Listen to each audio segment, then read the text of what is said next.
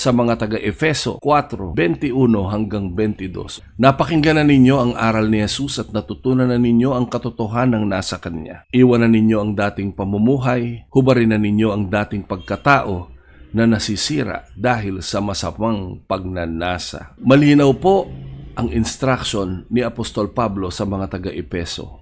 Sabi niya, narinig niyo na ang aral ni Jesus at natutuhan na ninyo ang katotohanan ng nasa Kanya. Kapag linggo, nandun tayo sa ating kani-kanyang mga bahay-sambahan para sumamba, umawit, magpuri, makinig ng Kanyang salita. Marami na tayong narinig, marami na tayong nabasa. Pero ang instruction ni Apostol Pablo sa mga taga-Efeso, iwan na ninyo ang dating pamumuhay. Alam niyo po, totoo lang, may mga pagkakataon bumabalik yung lumang pagkatao. Minsan sasabihin natin, hindi ko po kasi kayang iwasan. Pero ano ang sabi? I can do all things through Christ who strengthens me. Lahat ng bagay mapapagtagumpayan sa tulong at habag ng ating Panginoong Hesukristo. Ang dalangin ko lang, bawat isa sa atin, talagang nasain natin, pagsumikapan natin, at hindi papayag ang Diyos na sa ating pagsusumikap ay hindi niya tayo samahan. Naniniwala at nananampalataya ako na may ginagawa ang Diyos na malaki sa buhay ng bawat isa. At sa araw na ito,